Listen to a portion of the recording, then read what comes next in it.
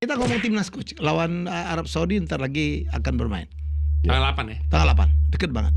Ya kalau lihat gue dengar terakhir si Emil Audero 3 minggu out ya. Nah gue nggak tahu berita Ya. itu benar atau enggak. Dan gue nggak ngerti kenapa Marcelino nggak dipanggil ya?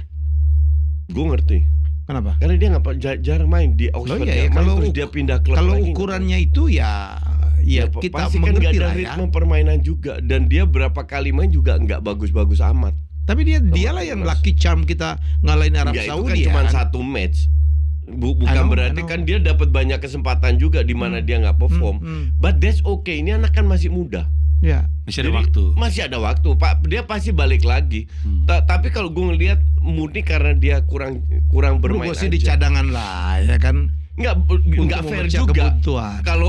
Kalau di cadangan mending kita masukin pemain-pemain yang sudah punya jam terbang untuk di cadangan. Jadi untuk gue pemilih kayak Messilhurst kurang canggih apa? Karena nggak main juga, ya udah kita nggak seleksi. Jadi untuk gue Hanya masuk itu? akal, ya. No more no less. Lo Ji?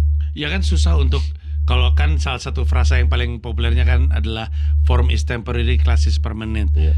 Kita jangankan ngebaca kelas seorang pemain, formnya aja nggak kebaca kalau dia nggak pernah main. Really hard to decide kan. Jadi ya Iya. mau gimana lagi? Cuma bisa ngelihat dari Dan pemain lain layak dapat kesempatan dong.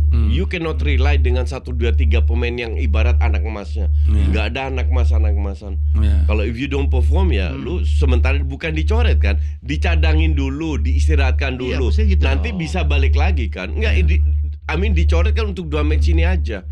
Gue sih setuju dengan keputusan ini. Iya. Orang tuh kayaknya sekarang tuh ngomongin, karena mungkin sekarang ya kita punya asa untuk Piala Dunia. Sekarang kita punya peluang untuk bisa lolos Piala Dunia. Semua orang tuh ngomongin itu konteks sekarang. Padahal kan apa yang lagi kita usahakan kan kita mikir panjang aja. Mikir panjang. Kalau misalkan kita nggak kenapa-kenapa, maksudnya nggak lolos, kan kita masih punya perjuangan-perjuangan lain. Anak-anak muda itu kan masih Iya. punya kesempatan Betul. sebenarnya. Dan ini menurut saya kalaupun itu nambahin aja, ini kan kita bisa ke stage keempat itu udah keren banget dong. Iya. Sebenarnya walaupun ekspektasi lebih dari itu. gua rasa untuk masyarakat it's either lolos atau enggak. Ya. Iya. Enggak lolos, walaupun misalkan kita runner up terus ngadu sama yang kon Sakaf ya. Iya. Dan sebenarnya itu kan another step forward gitu ya, Ya, mendekat. Tapi kalau misalkan pada akhirnya ujungnya kalah juga, Ya. dianggap gagal. Karena orang simplistik kan, Iya. lolos atau nggak lolos. Iya. Ya. Mereka nggak ngeliat gradasinya di antaranya. Orang Jadi ya, nggak lihat journey-nya udah cukup jauh ya. iya.